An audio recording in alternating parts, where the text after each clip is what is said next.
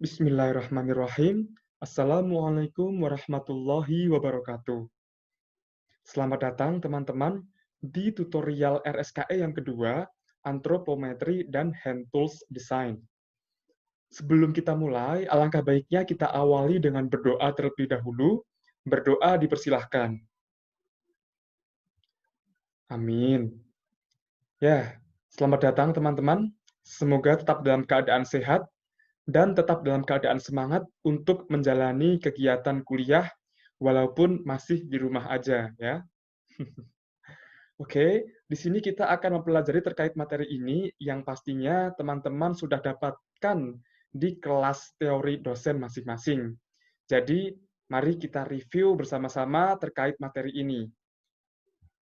Nah, sebelum kita mulai menjelaskan tentang materi ini, di sini ada sedikit ilustrasi terkait esensi dari anthropometry dan hand tools design. Nah, teman-teman bisa lihat, ada seseorang yang sedang mengayuh sepedanya. Tetapi, orang ini itu merasa tidak nyaman. Dikarenakan apa? Dia tidak bisa duduk di atas saddle sepedanya sambil mengayuh sepedanya. Jadi dia harus berdiri untuk mengayuh sepedanya dan posisi dalam memegang stangnya pun sangat tidak nyaman. Disinilah pentingnya anthropometry dan hand tools design. Dikarenakan dari adanya materi ini, semua benda, khususnya sepeda ini, bisa difitkan sesuai dengan ukuran dan postur alami dari si penggunanya. Jadi, sepeda ini dapat digunakan dengan duduk di atas saddle sambil dikayuh, dan juga stangnya pun dapat membuat postur tubuh yang alami sekaligus dapat digenggam dan juga kekuatan serta ketahanannya pun dapat dioptimalkan oleh si pengguna ini. Jadi, secara tidak langsung, anthropometry dan hand tools design benar-benar menciptakan produk yang ergonomi untuk digunakan secara optimal oleh si penggunanya. Itu adalah contoh ilustrasi dari esensi pentingnya anthropometry dan hand tools design, teman-teman. Dalam tutorial ini, kita memiliki 5 tujuan. Yang pertama, mampu memahami konsep anthropometry dan hand tools design. Yang kedua, mampu mengetahui interaksi antara manusia, mesin, peralatan, lingkungan kerja, dan pentingnya hand tools design dalam pencegahan kumulatif trauma disorders. Yang ketiga, mampu memahami dan melakukan pengambilan data anthropometry. Yang keempat, mampu memahami kekuatan genggaman tangan dan pengaruhnya dengan hand tools design. Yang kelima, mampu merancang desain stasiun kerja, desain produk, atau peralatan kerja berdasarkan anthropometry dan sesuai dengan ergonomic guideline for hand tools design. Nah, itu tadi adalah tujuannya. Sekarang kita pindah ke input dan output-nya. Inputnya, yang pertama ada demografi operator, dan yang kedua ada data anthropometry operator.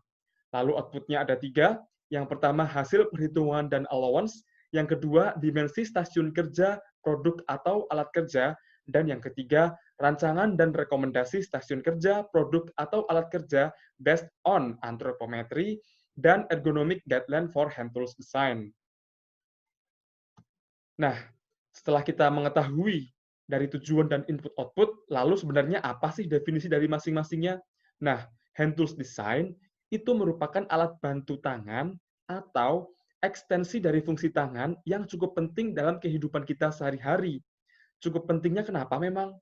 Nah, cukup pentingnya itu dikarenakan dalam penggunaan hand tools atau perkakas itu cukup memakan waktu yang lama biasanya.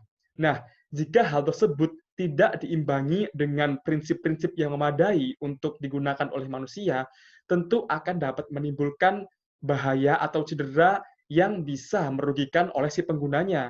Maka dari itu, di sini hand tools berusaha untuk mengakomodasi agar tidak terjadi cedera ataupun bahaya ketika kita menggunakan hand tools atau perkakas dalam kehidupan kita sehari-hari. Nah, lalu apa itu sebenarnya anthropometry? Nah, anthropometry itu berasal dari dua kata, anthro yang berarti manusia dan metri yang berarti ukuran.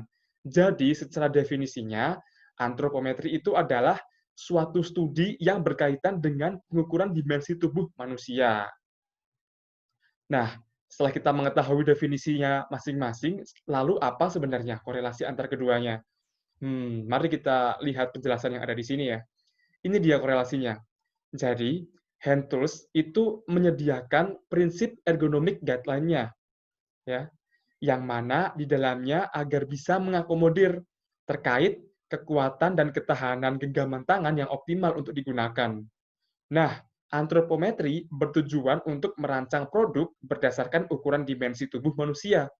Jadi, dari dua poin ini dapat kita tarik kesimpulan bahwasanya keduanya itu digunakan untuk perancangan produk yang gimana? Perancangan produk yang ergonomi, sehingga dapat menimbulkan kenyamanan, keamanan, dan kesesuaian ukuran alat kerja, sehingga interaksi antara manusia dan juga alat atau produk yang ada dapat menimbulkan keselamatan kerja. Seperti itu, teman-teman.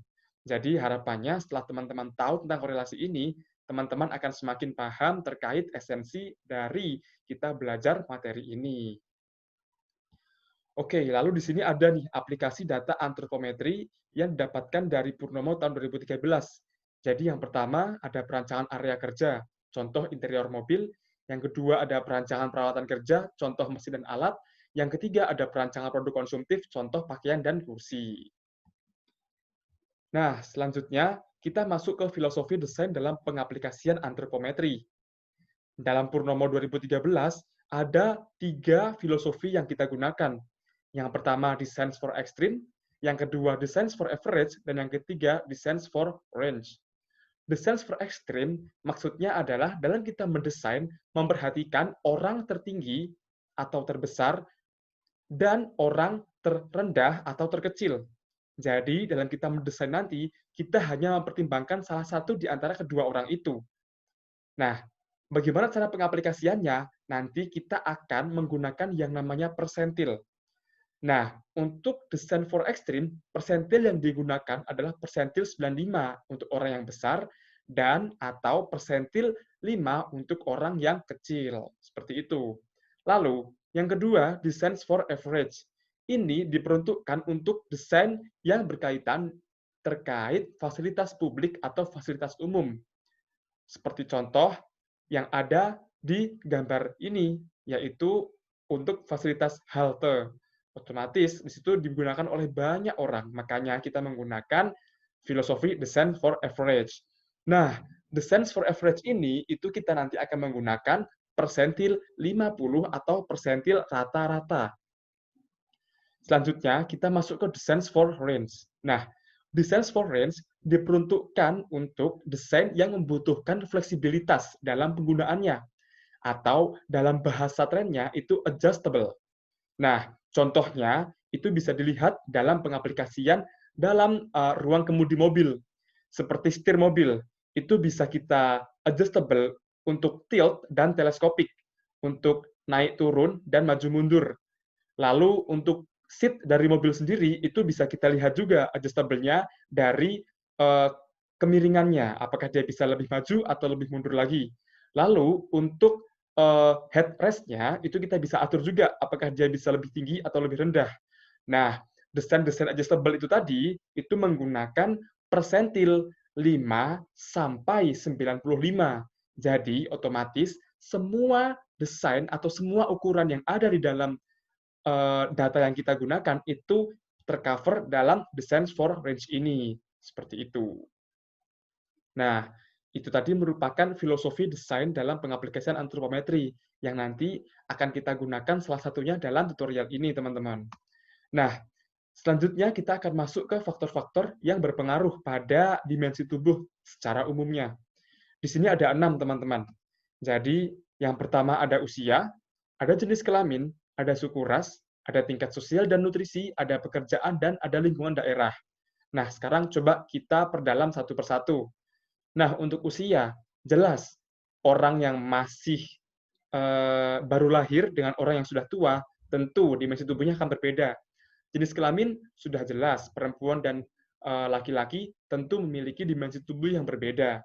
Suku ras, ya jelas, tentu ketika orang yang memiliki suku Jawa atau etnik Asia mungkin ya, dengan etnik-etnik yang ada di Eropa atau Amerika tentu memiliki dimensi tubuh yang berbeda. Tingkat sosial dan nutrisi tentu ya, di sini jelas perbedaan orang yang gemuk dan orang yang kurus. Itu mungkin contoh konkretnya. Selanjutnya ada pekerjaan, jelas ya. Pekerjaan-pekerjaan yang membutuhkan fisik seperti kuli bangunan, ya kan. Dengan pekerjaan-pekerjaan yang tidak membutuhkan fisik berlebih seperti pekerjaan di kantoran, tentu dimensi tubuhnya akan mempengaruhi dari orang-orang yang ada di dalamnya. Lingkungan daerah pun juga demikian. Jadi orang-orang yang tinggal di pedesaan cenderung akan lebih kurus dibandingkan dengan orang-orang yang tinggal di kota. Pun ini juga sudah dibuktikan dari beberapa penelitian, salah satunya dari Devi et al. Tahun 2008. Seperti itu. Nah, setelah kita tahu yang umum, kita akan mempelajari yang khusus nih, teman-teman. Nah, yang khusus itu ada 3. Ada disabilitas, ada kehamilan, dan ada iklim. Nah, tentu disabilitas ini, jika orang-orang yang dia mengalami kecelakaan atau mengalami cacat dari lahir, tentu akan memiliki dimensi tubuh yang berbeda daripada umumnya. Kehamilan pun juga demikian. Ketika orang-orang yang tinggal di Jawa, orang-orang yang tinggal di Amerika, ketika mereka mengalami kehamilan untuk kaum perempuan, tentu dimensi tubuhnya akan mengalami perubahan daripada umumnya. Iklim pun juga sama. Di sini iklim terkait penggunaan baju yang nanti akan mempengaruhi tebal tipisnya atau panjang pendeknya dari kebutuhan yang ada. Tentu itu jadi akan mempengaruhi dimensi tubuh yang nanti akan kita gunakan. Nah, tadi kan kita udah mempelajari tuh terkait faktor-faktornya, ya kan? Nah, setelah ini kita akan mempelajari terkait batasan dimensi antropometri, ya. Atau kapan kita menggunakan filosofi-filosofi yang ada yang sudah dijelaskan di slide sebelumnya tadi. Nah, yang pertama itu ada dimensi ruang. Dimensi ruang itu secara gampangnya itu digunakan ketika orang yang paling besar dalam populasi itu digunakan dalam rancangan tersebut. Ya. Dalam artian persentil 95 lah yang digunakan dalam perancangan dimensi ruang ini. Contohnya itu ketika kita mendesain pintu, ya kan? Sudah tentu pasti kita menggunakan orang yang terbesar agar semua populasi yang ada di dalamnya itu bisa menggunakan pintu tersebut seperti itu. Selanjutnya ada dimensi jangkauan. Nah, dimensi jangkauan kebalikan dari dimensi ruang. Kita menggunakan orang yang paling kecil dalam perancangan, alias kita menggunakan persentil 5. Nah, contohnya itu ada ketika kita mendesain saklar nih, teman-teman. Nah, dalam kita mendesain saklar, sudah tentu kita memilih orang yang paling kecil. Agar apa? Agar orang-orang yang besar pun itu bisa menggunakannya, seperti itu. Jika filosofinya dibalik, atau batasannya dibalik, ya, jika kita menggunakan persentil 95 atau orang terbesar dalam mendesain saklar, tentu orang yang terkecil akan kesusahan. Pun sebaliknya untuk desain pintu tadi, seperti itu, teman-teman. Nah, selanjutnya kita masuk ke pengukuran antropometri. Nah, jadi dibagi menjadi 2, statis dan dinamis. Statis berarti pengukurannya itu dilakukan dalam posisi diam, dan dinamis dilakukan dalam posisi yang bergerak, seperti itu, teman-teman. Nah, setelah kita mengetahui batasannya, filosofinya, lalu faktor-faktor yang mempengaruhi, sekarang kita langsung masuk ke gimana sih step-step dalam pengukuran antropometri itu. Yang paling pertama, tentukan populasi pengguna. Ya. Lalu yang kedua, tentukan dimensi tubuh yang dibutuhkan. Lalu yang ketiga, pilih persentase populasi yang akan diakomodasi, atau bisa dibilang sampel yang akan kita gunakan. Lalu yang keempat, tentukan persentil yang digunakan. Lalu yang kelima, menentukan allowance jika diperlukan. Lalu yang terakhir adalah mendesain mock-up atau rancangan yang akan kita uji nanti. Nah, setelah kita mengetahui tahapan-tahapan dari antropometri, nah, saat ini kita mulai pindah nih teman-teman ke bahasan hand tools design. Oke, nah, dalam hand tools design, poin utamanya itu ada 2, teman-teman, untuk mengoptimalkan kekuatan dan ketahanan genggaman tangan. Nah, kekuatan dan ketahanan genggaman tangan itu apa sih sebenarnya? Nah, coba deh kita perhatiin di sini. Nih, kekuatan menurut Massey dan Westthrop et al. Tahun 2011 merupakan gaya maksimum yang dikeluarkan oleh tangan Sedangkan ketahanan menurut Gale tahun 2007 adalah lamanya waktu untuk mempertahankan kekuatan. Jadi bisa diilustrasikan ketika kita memegang palu, nah kira-kira seberapa lama sih kita bisa menahan palu itu nanti masuk ke ketahanan. Nah, lalu untuk kekuatan itu maksudnya adalah seberapa kuat kita bisa mengayunkan palu itu. Nah, atau juga dengan palu yang beratnya itu misalkan 10 sorry, jangan 10 kilo ya, itu terlalu berat. Mungkin setengah kilo ya, dengan palu setengah kilo, itu apakah kita masih kuat mengangkat sih itu? Nah, itu nanti masuk ke kekuatan. Nah, di hand tools pun juga ada faktor-faktor yang mempengaruhinya, ya, faktor-faktor yang mempengaruhi. Nah, di sini ada jenis kelamin, usia, getaran, postur memutar, tipe genggaman, dan tangan dominan. Ini bersumber dari Emmanuel et al. 1980. Coba deh, sekarang kita gali satu persatu. Jenis kelamin. Dalam hand tools design, tentu jenis kelamin antara laki-laki dan perempuan itu akan mempengaruhi tingkat kekuatan dan ketahanan genggaman tangannya. Karena berdasarkan literatur yang ada, itu laki-laki cenderung lebih kuat dan lebih tahan dalam menggunakan peralatan-peralatan yang ada. Nah, selanjutnya usia. Tentu ya, bayi dengan orang yang produktif, tentu kekuatannya akan lebih kuat orang-orang yang produktif, pun juga ketahanannya. Lalu getaran. Nah, getaran itu juga mempengaruhi kekuatan dan ketahanannya. Kenapa bisa? Dikarenakan contoh nih untuk pekerja apa namanya pembangunan jalan ya. Di situ membutuhkan bor aspal. Nah, ketika kita mengebor aspal, di situ kan ketika tangan kita terpapar getaran, tentu akan mempengaruhi kekuatan tangan kita dan ketahanan juga seperti itu. Sementara bisa bayangkan sendiri ya. Lalu yang keempat ada postur memutar atau twist postur. Nah, tentu ini dikarenakan posisi kita yang awkward. Selanjutnya ada tipe genggaman. Nah, tipe genggaman ini itu ada bermacam-macam, teman-teman. Ada hook grabs, ada oblique grabs, ya kan? Lalu ada lagi pinch atau precision grabs, ya. Nah, itu tipe genggaman tentu akan mempengaruhi kekuatan dan ketahanan tangan kita. Lalu ada tangan dominan, teman-teman. Jelas, tangan dominan itu pasti akan lebih kuat daripada tangan yang non-dominan gitu. Orang kidal pasti kuatnya lebih di tangan kiri daripada orang yang normal yang ada di tangan kanan. Seperti itu. Lanjut ke faktor yang selanjutnya, sarung tangan, ukuran jangkauan dan diameter genggaman, dan operasi. Nah, sarung tangan jelas, karena sarung tangan ini bisa untuk meredam getaran, tentu itu akan mempengaruhi kekuatan dan ketahanan. Lalu ada ukuran jangkauan dan diameter genggaman. Nah, contohnya nih, misalkan palunya itu desainnya seperti ini, tentu kita akan optimal dalam menggunakan palu tersebut. Beda urusan kalau misalkan nih handle-nya itu ngepas sama si kepala palunya. Nah, tentu itu akan mempengaruhi kekuatan dan ketahanan kita gitu. Kalau ketahanan mungkin tidak begitu terpengaruh ya, tapi untuk kekuatan tentu akan berbeda gitu. Karena sebaran gayanya tentu tidak semaksimal dengan desain yang seperti ini. Nah, yang terakhir adalah riwayat penyakit atau operasi. Tentu ya, orang-orang yang pernah fraktur atau pernah ligamennya cedera dan lain sebagainya di bagian tangan atau di bagian pergelangan tangan, tentu itu akan mempengaruhi kekuatan dan ketahanannya. Nah, setelah kita tahu faktor-faktornya, nah kita sekarang akan masuk ke perkembangan terkait hand tool design yang akan dijadikan sebagai guideline kita nanti seperti itu. Nah, yang pertama nih ada derajat kemiringan. Nah, dalam kita mendesain hand tools itu kita harus memperhatikan derajat kemiringan yang mana sudutnya itu harus 19 derajat. Nah, sudut ini dibentuk dari perpotongan antara garis lurus dari garis jari telunjuk dengan garis di bawah batasan ibu jari. Garis ini ya. Jadi di situ kita mendapatkan 19 derajat seperti itu. Nah, ini nanti untuk diaplikasikan dalam mendesain handle. Ini contohnya seperti itu. Nah, yang kedua ada desain untuk kekuatan genggaman. Nah, desain untuk kekuatan genggaman ini itu harus kita perhatikan dari 4 hal atau 4 aspek. Yang pertama, genggaman sesuai dengan telapak tangan.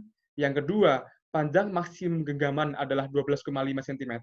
Dan yang ketiga, tekanan pada genggaman maksimum ada 100 Newton. Dan yang terakhir, berat maksimum dari alat adalah 2,3 kg atau disarankan 1,2 kg.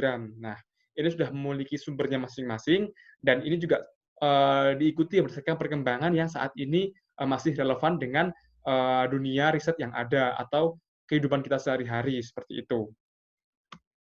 Nah, lalu kita masuk ke ergonomic guideline for hand tools design. Nah, tadi itu kan kita udah tahu tuh dua guideline yang itu menjadi poin penting, ya kan? Desain kemiringannya, lalu yang kedua beberapa hal yang berkaitan dengan kekuatan tadi. Nah, sekarang kita masuk ke yang lebih rinci lagi, teman-teman. Dari yang pertama, hindari desain yang kaku. Nah, jadi di sini kita dalam mendesain handle itu harus mengikuti kontur tangan kita gitu. Jadi contohnya itu ya mengikuti bentuk dari kepalan tangan kita lah seperti itu. Lalu yang kedua, hindari awkward movement. Tentu ini untuk menghindari adanya twist posture itu tadi. Lalu yang ketiga, hindari alat dengan ujung atau pangkal yang tajam. Tentu ya ketika kita mendesain handle, masa iya kita mendesainnya itu dengan permukaan yang tajam. Nah, itu tentu akan mempengaruhi ketahanan kita, ya kan? Lalu yang keempat, permukaan alat harus aman, tidak bersifat konduktif dan halus. Ya tentu ya, dalam kita mendesain handle harus didesain dengan grip yang nyaman, ya kan? Dan dia juga tidak bersifat konduktif dalam artian tidak menghantarkan panas, tidak menghantarkan listrik seperti itu dikarenakan ini berpengaruh pada keamanan itu nanti. Lalu yang kelima, pastikan ukuran dari alat yang digunakan pas, tidak kekecilan atau tidak kebesaran seperti itu. Nah, jadi ini agar sesuai dengan genggaman tangan kita ya. Dan ini pun juga akan mempengaruhi ke tadi, teman-teman kalau flashback ke slide sebelumnya terkait faktor-faktor yang mempengaruhi kekuatan dan ketahanan, itu kan ada tuh terkait ukuran jangkauan dan diameter. Nah, di sini kita harus mendesain secara pas seperti itu. Lalu yang keenam, alat sebaiknya memiliki kapabilitas untuk digunakan oleh tangan kanan atau tangan kiri. Nah, ini ditujukan untuk alat-alat yang digunakan khalayak umum gitu ya. Jadi misalkan teman-teman mau mendesain pisau, ya pisaunya itu digunakan untuk pisau dapur, ya tentu lebih baik diakomodasi oleh kedua tangan seperti itu. Jadi jangan sampai pisau dapur hanya digunakan untuk orang-orang yang bisa memiliki tangan dominan di tangan kanan. Nah, itu jangan karena itu nanti akan tidak efektif seperti itu. Lalu lanjut ke slide selanjutnya, poin ketujuh. Alat sebaiknya efektif untuk digunakan baik laki-laki maupun perempuan. Nah, sama halnya dengan yang tadi ya, ini untuk menunjang ketika desain peralatannya teman-teman itu ditujukan untuk khalayak umum seperti itu. Lalu yang kedelapan, alat sebaiknya memiliki tujuan khusus. Alat hanya digunakan untuk kegiatan tertentu. Nah, ini maksudnya adalah agar alat yang kita gunakan itu benar-benar memiliki fungsi yang efektif dan cara penggunaannya biar efisien, agar tidak ribet, agar tidak memusingkan si penggunanya.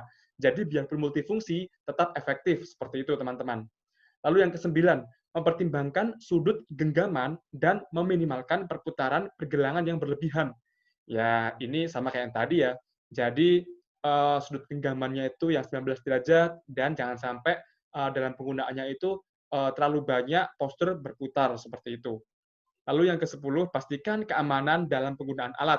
Tentu ya, jangan sampai alat yang kita gunakan itu malah menimbulkan cedera yang bisa membuat kecelakaan kerja si penggunanya, seperti itu. Yang ke-11, nah alat itu harus dengan bahan yang sesuai untuk bisa menghindari getaran yang berlebihan. Jadi, kalau bisa nih, sebelum si pengguna itu menggunakan sarung tangan, ya, kalau bisa dari alat itu sendiri itu sudah bisa meredam getaran yang ada. Mungkin dengan ditambahkan spons, dengan ditambahkan kain, dan sebagainya yang bisa meredam getaran dari si alat itu sendiri, seperti itu. Nah, selanjutnya kita masuk ke contoh nih. Contoh rekomendasi hand tools design berdasarkan derajat kemiringan. Tadi kan kita udah sampein di awal tuh, contohnya gimana sih? Nah, ini nih ada contoh yang lebih jelas lagi. Ini untuk contoh gergaji besi ya. Nah, ini contohnya kalau yang masih salah seperti apa nih yang benar nih. Jadi sudah menerapkan apa namanya derajat kemiringan 19 derajat seperti apa. Jadi lebih nyaman dalam menggunakannya. Lalu ada tang. Nah, ini tang-tang di khalayak umum seperti ini ya. Kalau misalkan teman-teman beli motor, pasti dapat gratisan tang seperti ini, ya kan? Nah, sebenarnya itu salah, teman-teman. Yang benar itu seperti ini. Kalau dilihat dari sisi derajat kemiringannya. Lalu untuk palu nih. Nah, Lalu juga kalau misalkan dengan yang ini, itu khalayak umum yang ada saat ini, itu sebenarnya belum tepat, teman-teman, ya kan? Tapi yang tepat itu seperti ini, gitu. Sekali lagi, hanya dilihat dari derajat kemiringannya, seperti itu. Nah, jadi di sini, dalam kita mendesain, itu memang mungkin mempertimbangkan terkait efektivitas dari penggunaan alat itu tadi, gitu.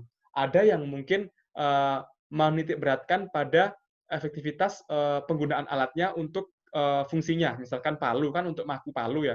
Kalau misalkan desainnya seperti ini, itu memang mungkin lebih efektif ya dalam kita mengeluarkan tenaganya atau dalam kita memukul palunya biar lebih keras gitu. Tapi kalau begini mungkin akan sedikit lebih susah, tapi memang lebih nyaman seperti itu. Nah, sebenarnya di sini kita mendesainnya itu harus melihat kebutuhannya seperti itu.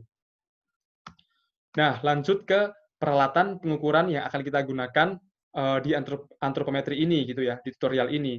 Nah, ini sebenarnya itu kalau kita offline, teman-teman. Kalau kita offline, teman-teman tuh akan dikenalkan dengan flexible curve, kursi antropometri, dan antropometer yang alat-alatnya itu ada di lab sana gitu. Cuman berhubung kita di sini online, ya kita sebatas menginfokan aja deh gitu. Di sini flexible curve itu digunakan untuk mengukur bentuk dari tulang belakang kita. Ini implementasinya itu bisa dalam mendesain kursi, nah gitu kan. Kursi antropometri ini untuk mendesain semua hal. Ya. Di sini kita bisa mengukur dimensi-dimensi tubuh seperti dari kepala, ya kan, dari telapak kaki dan seterusnya. Antropometer pun juga sama, itu untuk mengukur terkait spesifik, biasanya di kepala seperti itu. Nah, kita masuk ke bagian pengolahan data antropometri nih, teman-teman. Nah, di sini tutorial ini kita menggunakan uji normalitas. Nah, uji normalitas ini apa? Teman-teman pasti sudah tahu ya, untuk menguji apakah data itu memiliki sebaran yang berdistribusi normal atau tidak. Pokoknya, kalau data antropometri kita itu belum normal, itu tidak bisa digunakan, teman-teman. Jadi syaratnya untuk bisa digunakan, itu harus normal terlebih dahulu, seperti itu. Nah, ini ada uji hipotesisnya dan pengambilan keputusannya, teman-teman pasti juga sudah paham. Nah, lalu ini adalah cara melihat hasilnya nanti. Jadi, di sini kita menggunakan data minimal 30 ya. Di tutorial ini kita menggunakan data minimal 30. Jadi otomatis kita menggunakan Kolmogorov-Smirnov dalam melihat hasilnya nanti atau signifikansinya nanti gitu. Nah, kalau misalkan hasilnya itu lebih dari 0,05 maka dia bisa dikatakan normal. Kalau tidak berarti kurang. Nah, yang biru-biru ini yang kurang nih. Nah, berarti nanti untuk dimensi tubuh yang digunakan seperti lebar bahu, tinggi siku berdiri, ya kan, dan RT ini itu nanti teman-teman harus menambahkan data lagi atau mengganti data lagi sampai data itu normal kembali dan bisa digunakan di step selanjutnya seperti itu. Nah, setelah data itu normal, kita baru bisa teman-teman menentukan persentil. Nah, mungkin tadi di awal teman-teman bertanya-tanya ya, sebenarnya persentil itu apa sih, Kak? Nah, persentil itu merupakan nilai dari suatu dimensi antropometri yang mewakili persentase populasi yang memiliki ukuran dimensi tertentu, ya. Jadi intinya ya, teman-teman, poinnya tuh gini deh. Persentil itu nanti nilai yang bakal kita gunain untuk diterapin di produknya nanti, kayak gitu. Nah, pada umumnya persentil yang digunakan itu persentil 5, persentil 50, dan persentil 95. Nah, persentil 95 itu yang nanti akan kita gunakan di dimensi ruang nanti. Nah, persentil 5 itu akan kita gunakan di dimensi jangkauan nanti. Nah, ini seperti yang sudah dijelasin tadi di batasan dimensi antropometri, seperti itu ya. Nah, dalam menghitung persentil, itu rumus umumnya seperti ini, teman-teman. Ya, X bar plus minus ZX dikali SB atau simpangan baku. Nah, ini untuk spesifiknya. Jadi, nanti ketika teman-teman menentukan persentil, misalkan nih, teman-teman mau menentukan persentil 595 atau persentil 50, nah, teman-teman lihat dulu di sini. Nah, teman-teman lihat dulu di sini Z-score-nya. Nah, setelah teman-teman lihat Z-score-nya, itu teman-teman bisa menentukan apa namanya simpangan bakunya seperti itu. Nah, contohnya di sini deh, langsung ke contohnya aja biar nggak pusing ya. Nah, untuk P5, rumusnya itu adalah X bar dikurangi 1,645 dikali standar bakunya. Nah, X bar ini didapetin dari nilai atau data yang udah teman-teman dapetin, ya itu di rumus average biasa. Nah, dikurangi 1,645, 1,645 dari mana? Ini dari nilai Z-score si persentil 5 itu tadi, gitu. Nah, persentil 5 itu Z-score-nya itu 1,645 gitu. Nah, dikali simpangan baku. Nah, simpangan baku ini itu teman-teman bisa dapetin dari Excel standar dev ya kan. Itu nanti dapat tuh teman-teman dari 30 data yang ada standar deviasinya berapa, nanti masukin ke sini gitu. Nah, lalu untuk P50 atau persentil 50 itu sama aja dengan data rata-rata. Jadi teman-teman nanti dari 30 data yang ada, kalau mau nyari persentil 50-nya, itu tinggal di rata-ratain aja gitu teman-teman. Nah, selanjutnya P95. Nah, P95 ini cara dapetinnya gimana? Itu tinggal di plus aja. Tadi di P5 itu kan dikurangin. Nah, di P95 ini kita tinggal tambahin aja seperti itu. Jadi itu yang membedakan. Nah, 1,645 ini sama karena nilai Z-score-nya 95, persentil 95 itu 1,645 seperti itu. Oke ya, aku rasa cukup jelas ya untuk pengolahan data di antropometri ini. Nah, setelah itu kita masuk ke allowance nih, teman-teman. Nah, untuk allowance sendiri, itu digunakan ketika memerlukan toleransi-toleransi dalam melakukan perancangan suatu produk, gitu. Ini contohnya dari Panero dan Zelnick itu untuk pakaian dan sepatu ya, itu ada allowance-allowance yang bisa diterapkan untuk lebar badan sampai 1,3 dan seterusnya. Teman-teman bisa baca sendiri seperti itu. Tapi di sini sebenarnya nggak hanya untuk pakaian dan sepatu, bisa juga untuk produk-produk yang lain seperti meja, kursi, dan lain sebagainya. Pokoknya semua tergantung dari kebutuhan teman-teman seperti itu. Nah, setelah kita tahu nih dari awal sampai akhir kan, kita udah tahu filosofi, sudah tahu batasannya, sudah tahu faktor-faktornya, sudah tahu cara pengukurannya gimana. Sekarang kita masuk ke studi kasus nih teman-teman. Nah, studi kasusnya itu nanti yang pertama nih, teman-teman itu akan melakukan pengukuran dimensi tubuh manusia dengan mempertimbangkan prinsip ergonomic guideline for hand tools design. Jadi intinya gini deh, teman-teman itu nanti disuruh mendesain produk yang berhubungan dengan hand tool seperti itu. Nah, produknya itu apa nanti akan kita jelasin. Nah, terus responden yang teman-teman gunakan itu harus dengan rentan usia 40 sampai 60 tahun. Nah, jadi nanti kalau di luar dari itu nggak bisa ya. Nah, terus nanti yang ketiga, melakukan ACC produk dan dimensi tubuh. Ya, melakukan ACC produk dan dimensi tubuh yang digunakan maksimal H+2 tutorial. Nah, dimensi antropometri itu yang digunakan itu minimal 4 dimensi. Nah, dalam menentukan dimensi ini, teman-teman harus berdasarkan jurnal atau artikel yang ada. Ya. Jadi, tidak semaunya teman-teman sendiri, jadi harus ada dasarnya.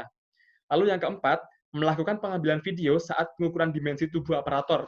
Nah, jadi nanti teman-teman itu harus melakukan pengukuran dimensi tubuh secara langsung ya untuk dimensi hand tools ya.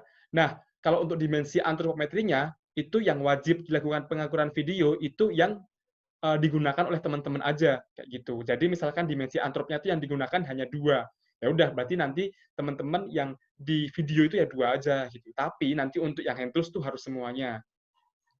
Nah, ketentuan videonya itu satu dimensi, satu video ya.